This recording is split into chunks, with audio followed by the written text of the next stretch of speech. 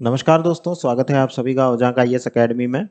हमारा last session जो कि मैपिंग का चल रहा था और उसके अंदर हमने झारखंड, छत्तीसगढ़ और उड़ीसा को हमने देखा था। आज उसी पार्ट को आगे कंटिन्यू करते हैं और उस पार्ट को कंटिन्यू करने से पहले मैं आपको थोड़ी सी हमारे कोर्सेज जो अवेलेबल हैं उनकी इन्फॉर्मेशन आपको प्रोवाइड करना चाहूँगा।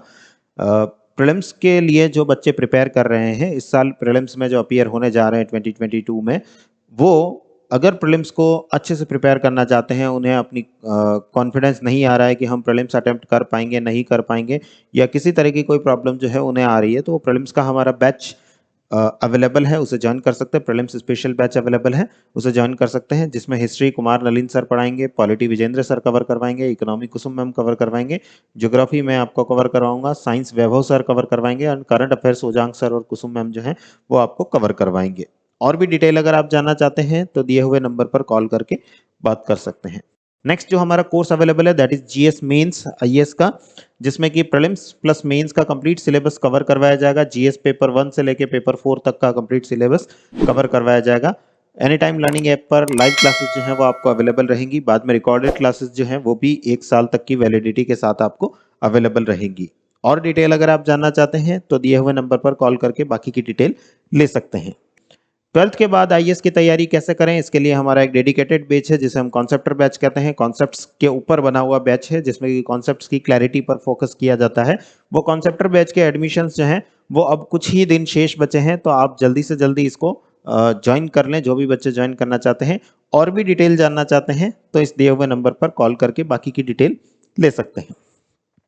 एनसीईआरटी आंदोलन बैच हमारा एक बहुत ही सक्सेसफुल बैच, जिसमें कि एनसीईआरटी किस ढंग से पढ़ी जाए जिससे कि हम यूपीएससी को क्रैक कर सकें, प्रीलिम्स को क्रैक कर सकें, मेंस को क्रैक कर सकें, इस अप्रोच के साथ में ओजांग सर खुद जो है ये बैच लीड करते हैं। और इस बैच की फीस जो है वो बहुत ही नॉमिनल फीस है। 6000 रुपीज में ये कोर्स जो है वो आप लोगों के लिए अवेलेबल है।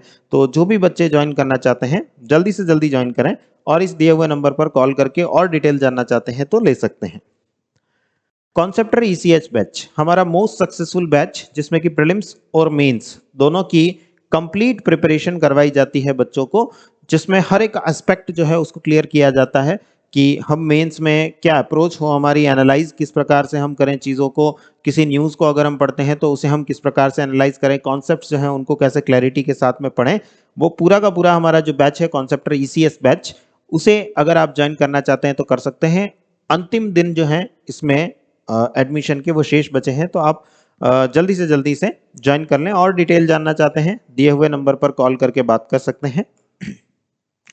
20 magic principles of answer writing, answer writing किस प्रकार से की जाए, बहुत ज़्यादा बच्चे जो हैं वो इससे बेनिफिटेड हुए हैं।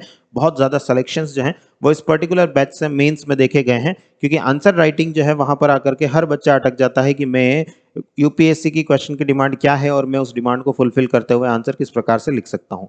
तो उसके लिए डेडिकेटेड बैच जो है वो हमारा 23 ऑफ मार्च को स्टार्ट हो रहा है। ओजांग सर जो है खुद इसको लीड करेंगे और इसका रजिस्ट्रेशन ओपन है, आप लोग इसे ज्वाइन कर सकते हैं। साथ में 1 साल की योजना मैगजीन जो है वो भी आपको कवर करवाई जाएगी।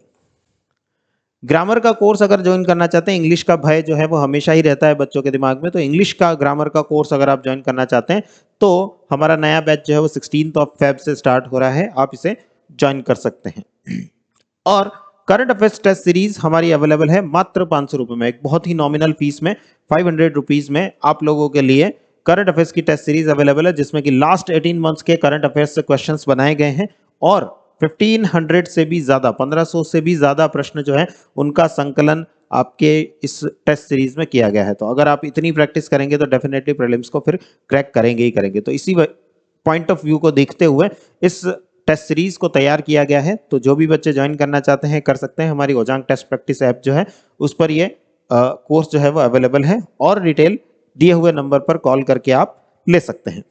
चलिए तो सेशन को स्टार्ट करते हैं। हम लास्ट सेशन में झारखंड, छत्तीसगढ़ एंड उड़ीसा, 3 स्टेट्स की मैपिंग जो है वो हम कर रहे थे। झारखंड, छत्तीसगढ़ एंड उड़ीसा, इन तीनों स्टेट्स की मैपिंग हमने देखी थी। कुछ पार्ट हमने कवर किया था, कुछ पार्ट हमारा बच रहा है। लास्ट सेशन में मैंने आप लोगों को एक क्वेश्चन दिया था, कुछ रिवर्स दी हुई हैं, consider the following rivers, Rushikulya, Mahanadi, Subarnarekha, Baitarani और ब्राह्मणी। इनको नॉर्थ टू साउथ में अरेंज करना था, उत्तर से दक्षिण की तरफ अरेंज करना था। अगर आप मैप में देखेंगे तो सुवर्ण रेखा रिवर जो है वो आपको यहाँ दिखाई देगी, देन बैतरणी रिवर जो है वो यहाँ दिखाई देगी, देन ब्राह्मणी रिवर यहाँ दिखाई देगी, देन महानदी यहाँ दिखाई देगी, और ऋषिकुल्या रिवर जो है वो यहाँ दिखाई देगी। तो अगर हम नॉर्थ टू साउथ बढ़ते हैं, उत्तर से दक्षिण की तरफ अगर बढ़ते हैं, तो क्रम हो जाएगा हमारा, अगर हम यहाँ देखें तो सुवर्ण रेखा जो है वो फर्स्ट नंबर पर होगी, बैतरणी सेकंड नंबर पर होगी, ब्राह्मणी थर्ड नंबर पर होगी, महानदी फोर्थ नंबर पर होगी, और ऋषिकुल्या फिफ्थ नंबर पर हमें देखने को मिलेगी। तो ये ऑर्डर जो हमें देखने को मिल रहा है नॉर्थ टू साउथ जो है, अगर हम बढ़ते हैं तो 3 4 5 2 1 3 4 5 2 1 ये ऑर्डर जो हमें देखने को मिल रहा है वो मिल रहा है बी ऑप्शन में। तो हमारा राइट आंसर हो जाएगा बी ऑप्शन, दैट इज 3 4 5 2 1। जिन बच्चों ने सही आंसर दिया है बहुत अच्छी बात है। आज हम देखने जा रहे हैं सिटीज, शहर कौन कौन से हमें देखने को मिलते हैं। यहाँ पर सिटीज जो हैं, देखिए अगर मैं झारखंड का मैप आपको दिखाऊं तो झारखंड में, झारखंड की कैपिटल रांची, झारखंड की राजधानी आपको दिखाई देगी रांची, जो कि एक बड़ा शहर है, और इसके बहुत पास से ट्रॉपिक ऑफ कैंसर कर्क रेखा जो है वो गुजरती हुई आपको दिखाई देगी।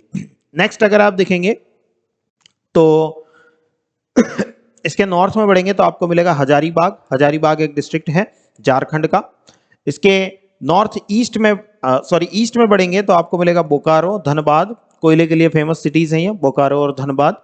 उसके नॉर्थ ईस्ट में बढ़ेंगे तो आपको देवघर और दुमका शहर जो है वो आपको देखने को मिलेंगे। जमतारा डिस्ट्रिक्ट जो है, जमतारा शहर जो है वो भी आपको देखने को मिलेगा।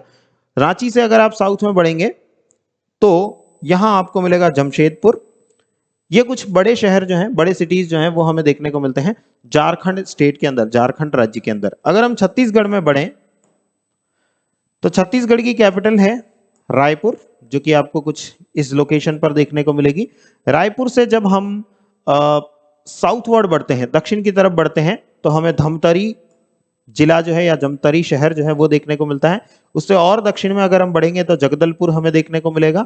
उसके थोड़ा सा पास में ही आपको दंतेवाड़ा देखने को मिलेगा। दंतेवाड़ा, सुकमा, ये सारे डिस्ट्रिक्ट जो है वो नक्सलवाद से पीड़ित, ये पूरा क्षेत्र जो है इंद्रावती नदी के आसपास का जो बस्तर प्लेटू है या दंडकारण्य प्लेटू वाला जो क्षेत्र है वो नक्सलवाद से बहुत ज्यादा ग्रस्त हमें देखने को मिलता है। नक्सलवाद का एक बहुत बड़ा गढ़ जो है वो माने जाता है दंतेवाड़ा और सुकमा डिस्ट्रिक्ट जो है। उसके बाद अगर हम ओडिशा में बढ़े तो ओडिशा की कैपिटल देखिए भुवनेश्वर, यहां मिलेगी आपको, यहां मिलेगी आपको भुवनेश्वर, ओडिशा की कैपिटल।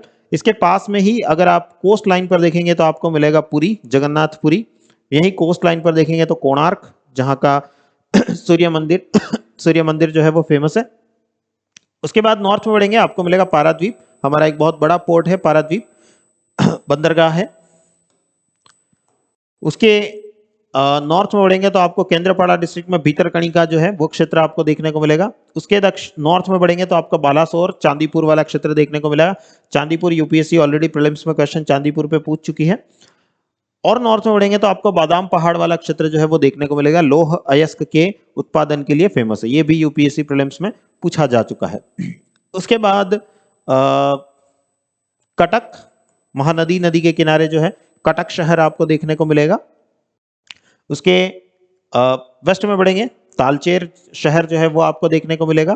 उसके वेस्ट में बढ़ेंगे संबलपुर, झारसुगुड़ा, सुंदरगढ़, राउरकेला, ये सारे क्षेत्र जो कि इंडस्ट्रीज के लिए, उद्योगों के लिए प्रसिद्ध हैं, वो सारा क्षेत्र आपको देखने को मिलेगा।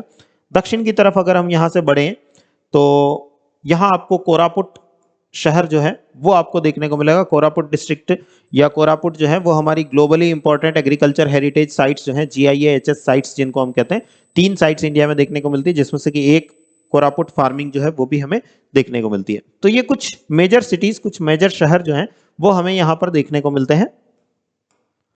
नेक्स्ट अगर मैं बात करूं बायोस्फीयर रिजर्व्स की, बायोस्फीयर रिजर्व जो है झारखंड में एक भी बायोस्फीयर रिजर्व हमें देखने को नहीं मिलता। जब हम ओडिशा में आते हैं तो ओडिशा में सिमलीपाल बायोस्फीयर रिजर्व हमें देखने को मिलता है, ओडिशा में एक ही बायोस्फीयर रिजर्व मिलता है। और जब हम छत्तीसगढ़ में जाते हैं तो यहाँ पर अमरकंटक अचानक मार, जो कि मध्य प्रदेश और छत्तीसगढ़ दोनों के बॉर्डर पर देखने को मिलता है हमें, अमरकंटक अचानक मार वाला क्षेत्र बायोस्फीयर रिजर्व जो है वो हमें देखने को मिलता है। तो झारखंड में एक भी बायोस्फीयर रिजर्व नहीं है, छत्तीसगढ़ में है और ओडिशा में एक एक हमें देखने को मिलता है। नेक्स्ट अगर हम नेशनल पार्क्स की बात करें तो नेशनल पार्क्स देखिए, यहां पर अगर हम झारखंड की बात करें,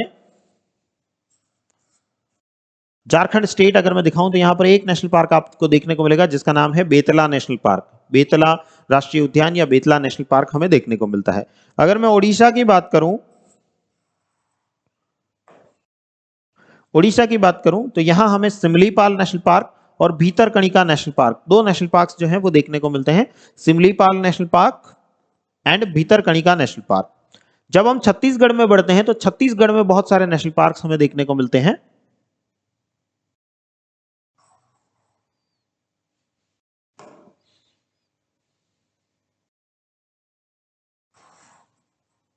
छत्तीसगढ़ में जब हम बढ़ते हैं तो हमें इंद्रावती नेशनल पार्क देखने को मिलता है। इंद्रावती नदी जहां यहां से बह रही है, हमने रिवर को देखा था इंद्रावती को, जो कि आप लोग कमेंट सेक्शन में बताएंगे मुझे कि इंद्रावती रिवर जो है वो किसकी ट्रिब्यूटरी है। तो इंद्रावती नेशनल पार्क जो मैंने अभी ये दंडकारण्य वाला और नक्सलवाद से त्रस्त क्षेत्र आपको बताया था, यहीं पर आपको एक और मिलेगा जिसका नाम है कांगेर वैली या कांगेर घाटी नेशनल पार्क। ओडिशा और छत्तीसगढ़ के बॉर्डर पर कांगेर वैली, कांगेर घाटी नेशनल पार्क हमें देखने को मिलता है। नॉर्थ में अगर आप बढ़ेंगे तो यहां दो नेशनल पार्क जो है बहुत सटे सटे से आपको दिखाई देंगे। एक है संजय नेशनल पार्क, संजय राष्ट्रीय उद्यान, और दूसरा है गुरु घासीदास नेशनल पार्क। इस तरीके से छत्तीसगढ़ में अगर हम देखें तो 4 नेशनल पार्क हमें देखने को मिल रहे हैं, झारखंड में देखें तो 1 नेशनल पार्क देखने को मिल रहा है, और ओडिशा में देखें तो 2 नेशनल पार्क हमें देखने को मिलते हैं। नेक्स्ट अगर मैं टाइगर रिजर्व्स की बात करूं तो देखिए झारखंड में एक टाइगर रिजर्व देखने को मिलेगा आपको जिसका नाम है पलामू टाइगर रिजर्व। जब हम ओडिशा में जाएंगे तो ओडिशा में सिमलीपाल टाइगर रिजर्व जो कि नेशनल पार्क भी है, टाइगर रिजर्व नेशनल पार्क दोनों हमें देखने को मिलता है। सतकोशिया टाइगर रिजर्व एक और टाइगर रिजर्व जो हमें ओडिशा में देखने को मिलता है, सतकोशिया टाइगर रिजर्व। छत्तीसगढ़ में बढ़े तो इंद्रावती नेशनल पार्क जो हमने देखा था वो एक टाइगर रिजर्व भी है। उसके थोड़ा नॉर्थ में देखेंगे तो आपको सीता नदी उड़ानती या उड़ानती सीता नदी टाइगर रिजर्व जो है वो आपको देखने को मिलेगा। उसके नॉर्थ में बढ़ेंगे हम तो अचानक मार वाइल्ड लाइफ सेंचुरी और टाइगर रिजर्व आपको देखने को मिलेगा। उसके नॉर्थ में बढ़ेंगे तो संजय दुबरी टाइगर रिजर्व जो है वो देखने को मिलेगा। प्लस यहां पर एक और हमारा अभी अभी जो 53 टोटल देश में हमें जो 53 टाइगर रिजर्व्स देखने को मिलते हैं उसमें से 53rd जो है 53वां टाइगर रिजर्व जो है वो हमें देखने को मिलता है जिसका नाम है गुरु घासीदास टाइगर रिजर्व जो कि नेशनल पार्क भी है। जो मैंने अभी आपको नेशनल पार्क भी दिखाया था वो अब टाइगर रिजर्व नेशनल पार्क दोनों है। गुरु घासीदास टाइगर रिजर्व भी है, गुरु घासीदास नेशनल पार्क भी है। इस तरीके से ये सारे टाइगर रिजर्व्स जो हैं वो यहाँ पर हमें देखने को मिलते हैं। ये बहुत ही काम का है, बहुत इंपॉर्टेंट है। 53rd टाइगर रिजर्व जो अभी अभी डिक्लेयर किया गया था वो हमें यहाँ पर देखने को मिलता है। नेक्स्ट बात करते हैं रामसर साइट्स की। रामसर साइट्स जो हैं, अगर मैं झारखंड की बात करूं तो एक भी रामसर साइट मुझे नहीं देखने को मिलती है। अगर मैं छत्तीसगढ़ की बात करूं तो भी एक भी रामसर साइट हमें देखने को नहीं मिलती।